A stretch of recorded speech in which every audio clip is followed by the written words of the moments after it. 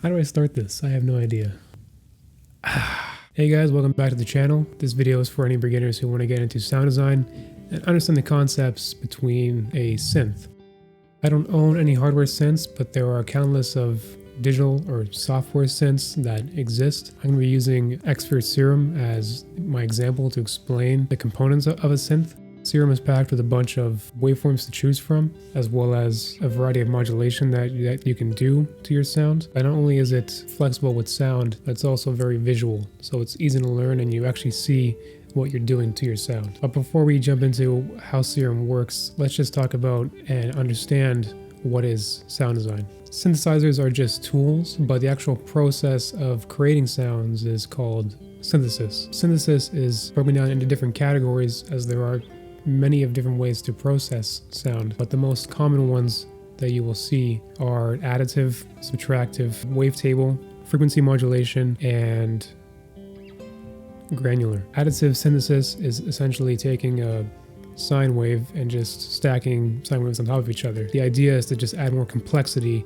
to an already basic waveform, whereas subtractive, on the other hand, is taking a complex waveform and then using a filter to change its tone. Wavetables are essentially taking a sample of many different waveforms and allowing you to interpolate between each one in real time. Frequency modulation, or FM, is literally taking one waveform and it is directly affecting the harmonic content of another. Typically, you're going to need 2 oscillators or more to actually do frequency modulation. You can't do it with just one. And then lastly, granular synthesis, which is something that I haven't really played around with too much, but the concept of it is you're basically taking a waveform and you split it up into millisecond or grain-sized bits. And when you play a note, you're only playing a fraction of that waveform. It sounds grainy, of course, given the name. I haven't really used it too much, but that's essentially the concept of it. Serum is predominantly a wavetable synth. However, it does have subtractive and frequency modulation capabilities. Now that we've discussed pretty much what sound design is, let's take a look at Serum and go over the components of a synth. So this is what we see when you first open up Serum. The main components of a synth are its oscillator, which is its sound generator, the filter, which cuts out certain frequencies, the envelope, which is going to describe the characteristics of your sound, and then any modulation that you do using LFOs and effects, and we'll look deep into that once we go through the other components. So let's look at the oscillator first, and let's look at why Serum is a wavetable synth. So right here you see we have a sawtooth wave, and if I click on it, you're going to see that there is a table displayed here. And right now we have like one frame of a sawtooth wave, and you see that there's a knob here that's wavetable position. If I move it, you notice that nothing is happening, and that's because there's only one frame that's here. If I go and I change it to a different waveform, however, we have a bunch here. I'm going to go to basic shapes, and we have a sine wave here, as well as multiple waveforms that are available to us. And so when I go and scrub now, you're going to see that we're snapping to different frames and getting those different waveforms. Now, if I play a note, it's very choppy. Wavetables can also be very smooth though, so if I go to a different one, you notice that now there's more happening in between each section. So now when I go and scrub, it's a lot more smoother. You also have the ability to warp, and this is unique to Serum.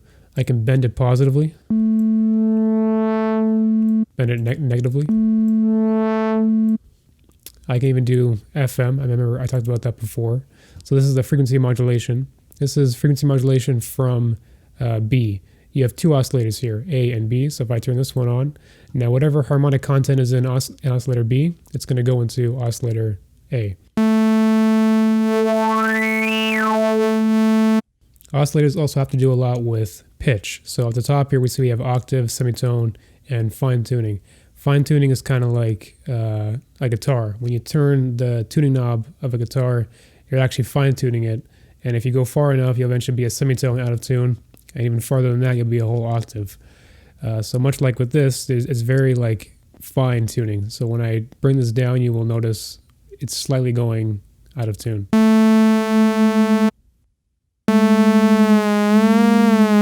also, because we have two oscillators, I can also make one an octave while staying the other one at 0. There's also a voices function here, and this is called in unison, but essentially what voices are, it's stacking multiple waveforms on top of itself. So right now we only have one voice, but if I go to 4, for example, now we have 4 voices in one oscillator, and they're slightly detuned using this knob here by default, but I could keep them in unison.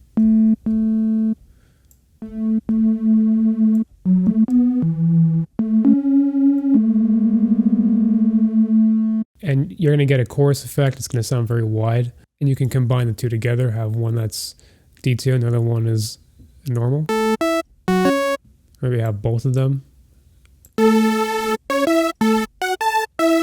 Next is the filter. So currently right now we have a low pass filter assigned.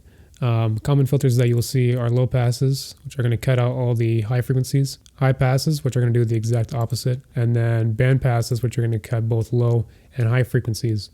You can also get really weird filters like comb filtering, which is going to be boosting and cutting a random set of frequencies throughout. So there's plenty filters to play with that will give you all kinds of different variety. I'm going to stick with the low pass and turn the resonance down. Next is the envelope. Envelopes, again, describe the characteristics of our sound. So here we have 5 knobs here: attack, hold, decay, sustain, and release. Attack time is how long it takes for sound to reach maximum volume. So right now we're at half a millisecond, which means when I hit a note, you're going to hear the sound instantaneously. We're going to skip hold for now and look at decay. Decay is how long it takes for the sound to reach complete silence, but it's actually dependent on the sustain. So right now our sustain is at maximum volume, so it's going to stay at the same level as the attack time. But if I turn this all the way down, now in about 1 second, it's going to reach 0. Same thing can be applied with the attack. I can take that half a millisecond and make it into a whole second. Now it's going to take a whole second to reach maximum volume and a whole second to reach silence. The release time is the tail end of the sound. So whenever I let go of the note, in 50 milliseconds, it's going to reach silence. And that's at any point during this transition. If I let go in the beginning or towards the end, doesn't matter. It's going to last 15 seconds after I let go of the note. If I extend this to 1 second now, we're not going to have a 1 second tail. This you can be very creative with. You also have these like Bezier nodes here to change how the slope is. So for example, if you want to make a plex sound, I could do the attack time roughly short, keep my decay, mess around with the decay curve here, and keep the sustain very short as well, or the release, sorry. But maybe I don't like the transient, so I want to maybe cut that off a bit, so I'll make the attack a little bit longer, and maybe make the curve a bit higher, so that way it gets to maximum volume faster.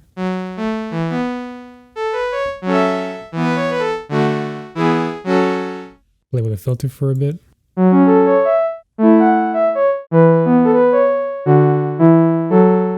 And then finally modulation, which is like the bread and butter to sound design.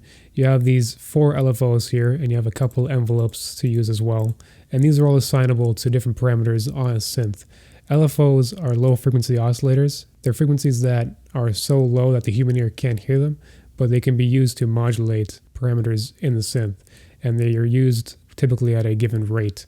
So right now we're at a quarter note, and I could drag this LFO to, let's say, the cutoff of this filter. And this blue line here is the amount that it's actually affecting. So if I could change how much I want to make it affect the cutoff, and it's going to be moving at a quarter note based off tempo. I can turn the BPM off, and now we're working in frequency. So now the higher the frequency, the faster it's going to be moving.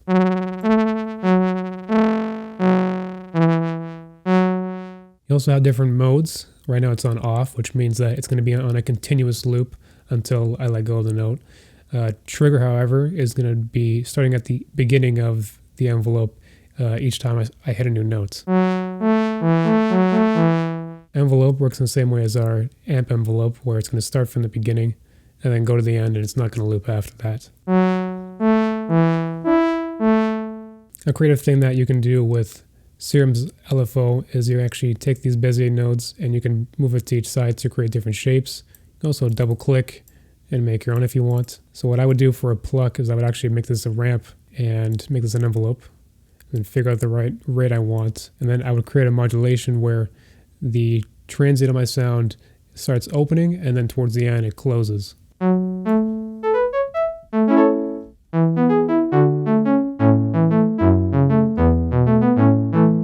We shorten the attack time. If I want to modulate with the envelope, I can take this and drag it to, let's say, the wavetable.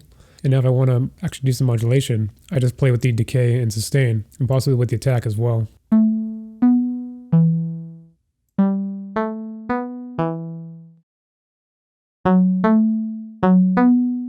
I could also do it with the bend mode as well. I'll take another LFO, add to the bend here, and we'll do it in maybe a bar.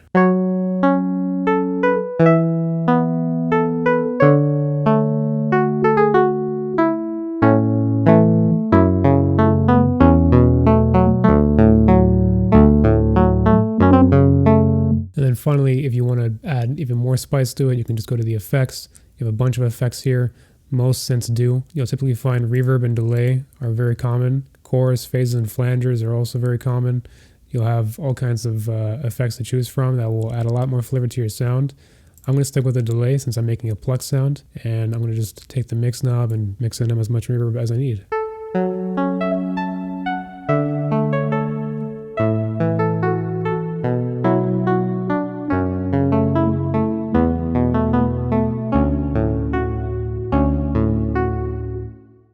And again, this is just using one oscillator. I could take another one. Maybe I'll copy it and go here and say copy A to B. So now we have a complete duplicate. I'll change the wavetable position. Maybe I'll bend it or use a different warp mode like this one. I'll modulate that one too with a different one. Actually, you know what? We'll use the same one. We can also send it to the filter as well. You can choose which oscillators you want to go to the filter and which ones you want to skip.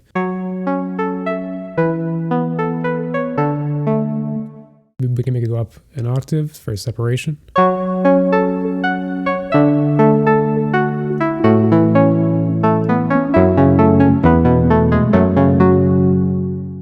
Just as like a final note, the only reason why I suggest Serum as a beginner synth is because everything is very visual. You know, all the modulation that's happening, the waveforms as they're changing, I see everything. Even with the envelope, you see how your sound is moving.